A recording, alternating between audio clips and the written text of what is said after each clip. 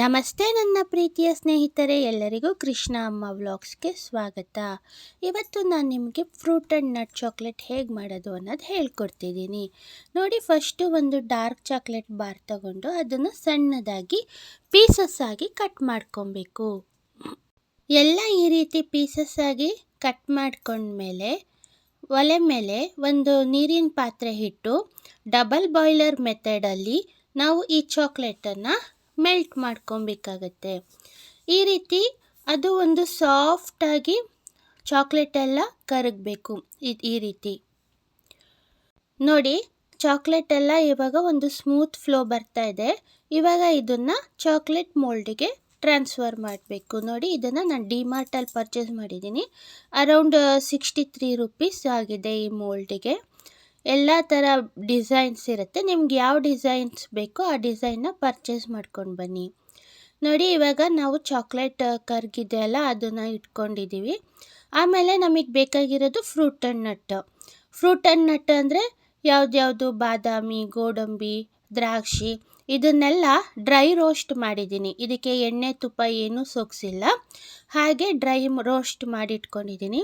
Trust me, ತುಂಬ ಚೆನ್ನಾಗಿ ಬರುತ್ತೆ. ಮಕ್ಕಳಂತೂ ಫುಲ್ ಫ್ಯಾನ್ ಆಗೋಗ್ಬಿಡ್ತಾರೆ. ನಿಮಗೆ ಚಾಕ್ಲೇಟ್ ತಿನ್ನಬೇಕಾದ್ರೆ ಇದರೊಳಗೆ ಒಳ್ಳೆ ಸೀಕ್ರೆಟ್ ಥರ ಒಂದು ಸತಿ ಗೋಡಂಬಿ ಸಿಗುತ್ತೆ, ಬಾದಾಮಿ ಸಿಗುತ್ತೆ. ಹಾಗೆ ನಾನು ಒಂದೆರಡಕ್ಕೆ ಒಣಗಿದ ಕಡಲೆ ಬೀಜನೂ ಕೂಡ ಹಾಕ್ತಾಯಿದ್ದೀನಿ.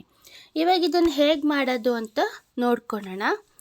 ಫಸ್ಟು ಒಂದು ಸ್ವಲ್ಪ ಚಾಕ್ಲೇಟ್ ಸಿರಪ್ಪನ್ನು ಮೋಲ್ಡ್ ಒಳಗೆ ಹಾಕಬೇಕು. ಅದಾದಮೇಲೆ ನಿಮಗೆ ನಟ್ಟನ್ನು ಇಡಬೇಕು. ಈ ಥರ ಒಂದು ಗೋಡಂಬಿ ಹಿಟ್ಟು, ಅದ್ರ ಮೇಲೆ ಮತ್ತೆ ಚಾಕ್ಲೇಟ್ ಸಿರಪ್ನ ಹಾಕಿ ಮುಚ್ಚಬೇಕು. ಈ ರೀತಿ ತುಂಬ ಚೆನ್ನಾಗಿ ಬರುತ್ತೆ. ಮಕ್ಕಳಂತೂ ಭಾಳ ಇಷ್ಟಪಟ್ಟು ತಿಂತಾರೆ. ಅದೇ ಥರ ಇವಾಗ ನಾನು ಯಾವ್ದು ಇಕ್ತಿದ್ದೀನಿ, ಬಾದಾಮಿ ಇಕ್ತಾಯಿದ್ದೀನಿ. ಅದ್ರ ಮೇಲೆ ಮತ್ತೆ ಚಾಕ್ಲೇಟ್ ಸಿರಪ್ನ ಮುಚ್ತಾ ಇದ್ದೀನಿ. ಇದೇ ರೀತಿ ಪ್ರತಿಯೊಂದು ಚಾಕ್ಲೇಟ್ನೂ ಮಾಡ್ಕೊಬೇಕು. ನಿಮಗೆ ಬೇಕಾಗಿರೋ ಫ್ರೂಟ್ ಆ್ಯಂಡ್ ನಟ್ಟನ್ನು ಇಡ್ಬೋದು. ಒಂದರಲ್ಲಿ ದ್ರಾಕ್ಷಿ, ಗೋಡಂಬಿ, ಒಂದರಲ್ಲಿ ಬಾದಾಮಿ, ಮತ್ತು ಒಂದರಲ್ಲಿ ಕಡಲೆ ಬೀಜ. ಈ ರೀತಿ ಫಸ್ಟು ಚಾಕ್ಲೇಟ್ ಸಿರಪ್ನ ಹಾಕೋದು, ಅದರೊಳಗೆ ನಟ್ಟನ್ನಿಡೋದು, ಮತ್ತು ಅದ್ರ ಮೇಲೆ ಚಾಕ್ಲೇಟ್ ಸಿರಪ್ ಹಾಕಿ ಮುಚ್ಚೋದು. ಇದೇ ರೀತಿ ಪ್ರತಿಯೊಂದು ಚಾಕ್ಲೇಟ್ ಮೋಲ್ಡನ್ನು ನೀವು ತಯಾರು ಮಾಡ್ಕೊಬೇಕು. ಇದು ಭಾಳ ಟೇಸ್ಟಿಯಾಗಿರುತ್ತೆ. ಸೇಮ್ ಯಾವ ರೀತಿ ಅಂಗಡಿಯಲ್ಲಿ ಸಿಗುತ್ತೆ ನೋಡಿ ಫ್ರೂಟ್ ಆ್ಯಂಡ್ ನಟ್ ಚಾಕ್ಲೇಟು, ಅದೇ ಥರ ಇರುತ್ತೆ. ಒಳ್ಳೆ ಫಾರಿನ್ ಚಾಕ್ಲೇಟ್ ಥರ ಇರುತ್ತೆ. ನಮ್ಮ ಅಣ್ಣನ ಮಗ ಯಶವಂತು ಇದನ್ನು ನೋಡಿ ಭಾಳ ಖುಷಿ ಪಟ್ಬಿಟ್ಟ. ಅವ್ನು ನನ್ನ ಅಕ್ಕ ಅಂತ ಕರಿತಾನೆ, ಅತ್ತೆ ಅಂತ ಕರೆಯಲ್ಲ. ಭಾಳ ಖುಷಿ ಪಟ್ಬಿಟ್ಟು, ಅಕ್ಕ ನಂಗೆ ಇದನ್ನು ನೀನೇ ಮಾಡಿದ್ದ, ನಿಜವಾಗ್ಲೂ ನೀನೇ ಮಾಡಿದ್ದ, ನಂಗೆ ಇನ್ನೊಂದು ಸತಿ ಮಾಡಿಕೊಡು ಅಂತ ತುಂಬ ಖುಷಿಪಟ್ಟು ತಿಂದ. ಭಾಳ ಚೆನ್ನಾಗಿತ್ತು. ಮಕ್ಕಳಂತೂ ತುಂಬ ಇಷ್ಟಪಡ್ತಾರೆ. ನಿಮ್ಮ ಅಡುಗೆಗೆ ಫ್ಯಾನ್ ಆಗೋಗ್ಬಿಡ್ತಾರೆ. ಏಕೆ ಅಂದರೆ ಅವ್ರಿಗೆ ಇಷ್ಟವಾಗಿರೋ ಡಿಸೈನ್ಸ್ ಇರುತ್ತೆ, ಮತ್ತು ಒಳಗಡೆ ಒಂದು ಫ್ರೂಟ್ ಅಥವಾ ನಟ್ ಸಿಕ್ಕಿದಾಗ ಅವ್ರಿಗೆ ಭಾಳ ಖುಷಿಯಾಗುತ್ತೆ.